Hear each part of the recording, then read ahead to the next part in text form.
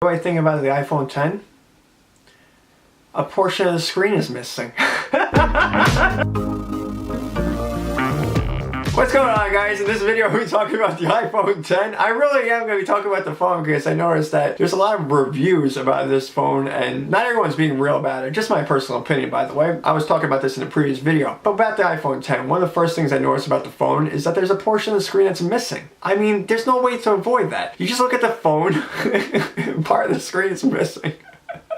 For some reason, I find it funny because all these people at the Apple event, you know, they talk about the phone, how impressive it is, okay, fine. But when you see the phone itself, and even the fact that application developers have to just figure out a way to have a screen look complete when you use their application, it's just ridiculous because it's not just about the iPhone. And when I notice some of the other phones out there, again, a lot of Android phones, because I wouldn't recommend getting the iPhone 8 and 8 Plus because you look at those phones and they look outdated. So with the newer phones, you have a lot less bezel to the phone and they're more impressive, such as the Galaxy phones, LG V30, the Essential phone. You know, a lot of companies are working on these phones, so you have more impressive looking phones. With the iPhone 10, they got it right with less bezel, but as far as the design itself, it just looks odd and ridiculous. And then we're talking about the back of the phone, dual cameras. That is impressive. And when I said that this phone would be one of the better phones of 2017, it's because you have these phones out there, and people who like Apple and use iOS, they need a better phone. So if you're gonna get a better phone, it would be the iPhone 10, but I'm not saying it's completely better. You can't just say, hey, you know, people should switch to iOS to Android. Some people might do that, but I think most people want to continue to use iOS if they're used to iOS. So similar with Android. You know, I use Android because I've been using it because I didn't want to use iOS when I first saw iOS.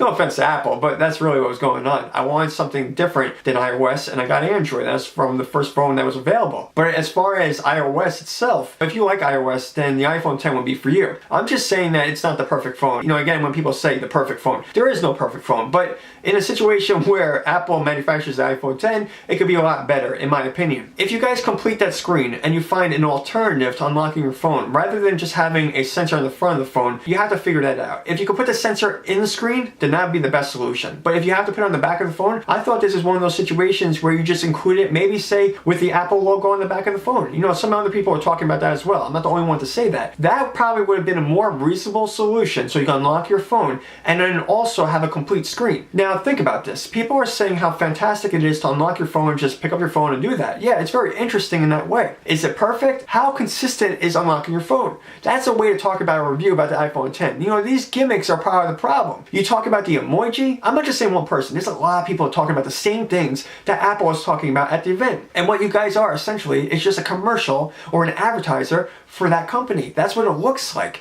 I mean, even the fact that you guys are trying to put advertisements on the advertisements and you even talk about that, you know, it gets to be that ridiculous with these iPhone 10 reviews. There's all these reviews at the same time. When I say consistency, I'm not saying that everyone says the same thing. I'm just talking about being consistent with being impartial and just being real about what you're reviewing, including the iPhone 10. This is part of the reason why I don't watch most reviews out there. I would say the best answer to anyone out there looking for a phone, you have to go use the phone yourself. If someone tells you that they're not going to notice that part of the screen's missing on the iPhone 10, they're being sort of ridiculous. No offense, by the way, but that's where it is. With the iPhone 10, again, I think it's one of the better phones for people who use Apple and iOS. For myself, I like Android. And of course, I like Android and Apple products. So this is not just about Android. It's not just about talking about Apple and criticizing the iPhone 10. I also talked about the Galaxy Note 8, where I thought it was too narrow as a phablet. Similar situation with the Galaxy S8 and S8 Plus, when the phones are not as large as the Galaxy Note 8. But again, we go to the LG V30.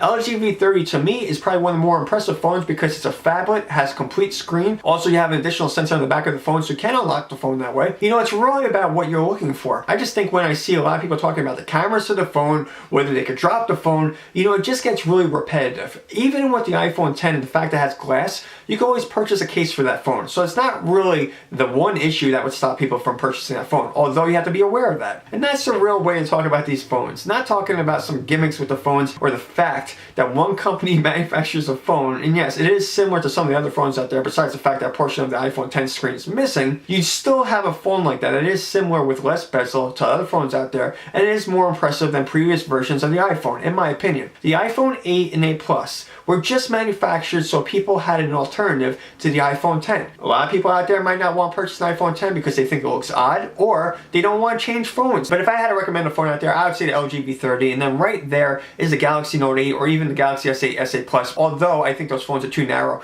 at least in my opinion. And even with the Essential phone, I thought that was a very impressive Android device. But I'd like to know what you guys think about all of this. Post your comments down below. Let me know what you think about the iPhone 10 or even some of the other smartphones out there. And of course, if you like this video, give it a thumbs up. I'll see you guys in the next video. Peace out.